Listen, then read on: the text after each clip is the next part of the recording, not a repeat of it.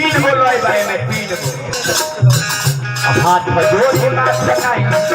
तो होगे है बोला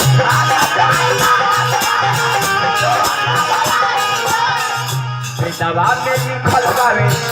ओहे बात तो नाई और जीरा यादा हे और जीरा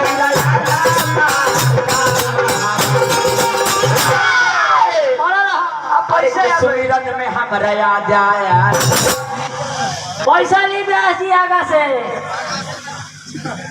बिशंबरपुर पंचायत के पीडीसी उम्मीदवार बने हाजी सुजाता देवी जी भाग 2 निवेदक मुंचुन सिंह जी हमरा सब से आग्रह करब कि अपन बहुमूल्य वोट देके बीडीसी प्रत्याशी बने हमरा पंकज कुमार राय जी मीना देवी जी यहाँ के भी जितावे के बाद जैसे हमारे भैया कहनी हो ना कि रात भर में हमने का मुखिया बना दे 500 देव तो का बन जाइए हतना वोट से 1000 पर जिता दिया ला अच्छा भैया एक बात बताई अब विधायक कितना पैसा दिला पर मैं बना सको लगे जब अतना गोली थी बात तो 5000 दिया विधायक ना बनाए नु तो भोरे रउआ के विधायक के बना और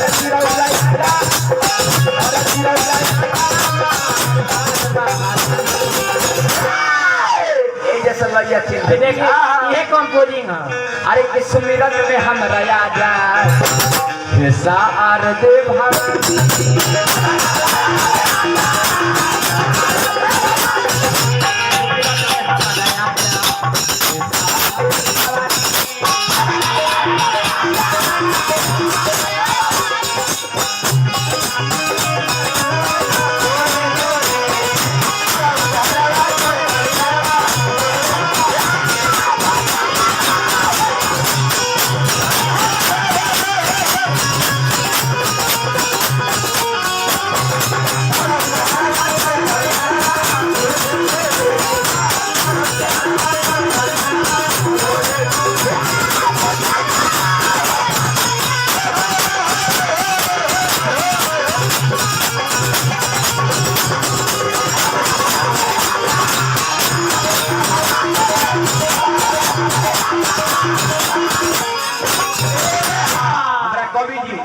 हमरा बड़का भैया हमरा के हजारों रुपया पुरस्कार देले बने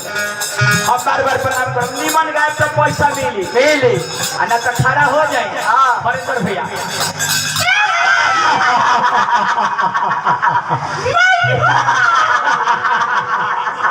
जमाई चौरा में से होता रही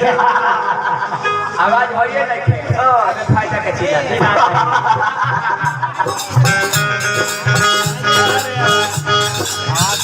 वर्तमान मुखिया बानी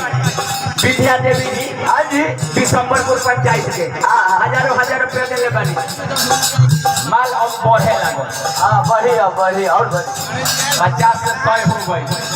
मांगला से ना मिलेला बाबा अपने मिले पूरा वाला के क्वालिटी होके के कहीं तो खुद मिल जाए लड़का का स्कैम आई 10 के बराबर एगो गुरु के स्थान होला 100 गुरु के बराबर एगो पिता के स्थान होला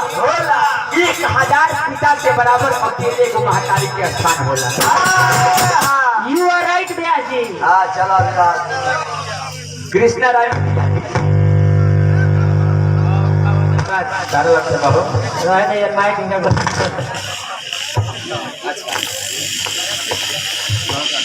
हाय गिरा दो मैं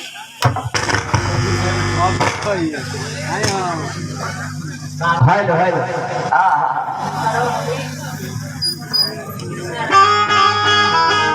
कृष्णा राय मुखिया जी हमरा के हजारों रुपया दिले बने हम बार प्रणाम करब 1000 माई के बराबर अकेले 1000 पिता के बराबर अकेले गो महतारी के स्थान हो क्या है दुनिया की हर सुख देती है माँ दुनिया की हर बलैया हर लेती है माँ अरे पूजना है तो उस देवी देवता से पहले अपने माँ को पूजिए क्योंकि भगवान को भी जन्म देती है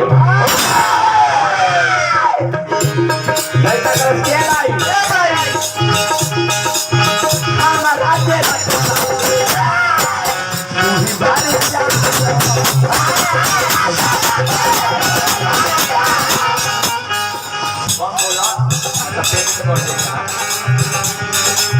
हमारा देश तू ही बारू प्यारा हम तहरा गोदिया में खेलने वाला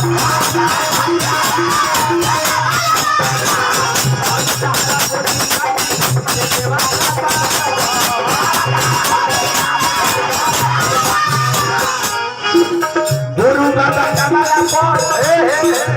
गुरु का बंदा उनको पकड़ दो अच्छा ये भैया हम एगो चीज बड़ी निमन देखत तानी काजी प्रयास जितना गावत नहीं थी वो ले जानी जो में तू जना अधिका बालो एगो जौन हम नालवा बजावता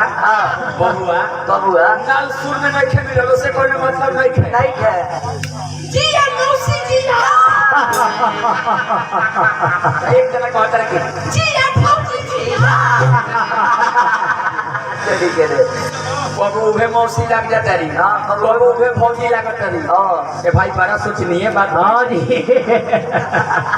बहुत बहुत गहन बात बा रात भर चिल्लाते रह जाए हाँ। माल रबर मिली जा बोली दो हरिहरपुर पंचायत के पूर्व सरपंच बने हमरा श्री हरि राय जी भावी सरपंच प्रत्याशी बने अपन बहुमूल्य वोट दे के वहाँ सब के भारी से भारी मतों से विजयी बनाइए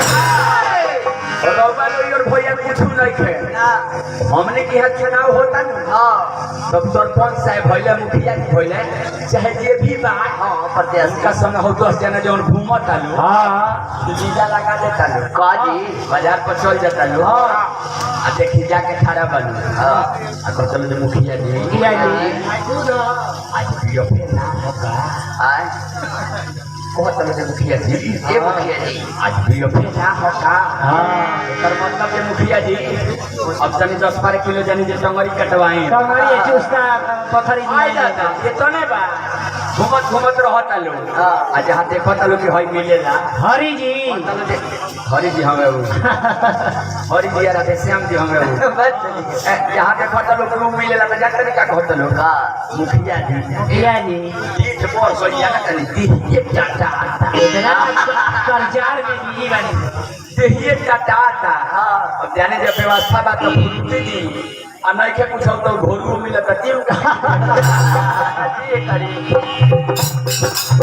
लइका का सिमाई ए भाई गुरु बाबा गुरु बाबा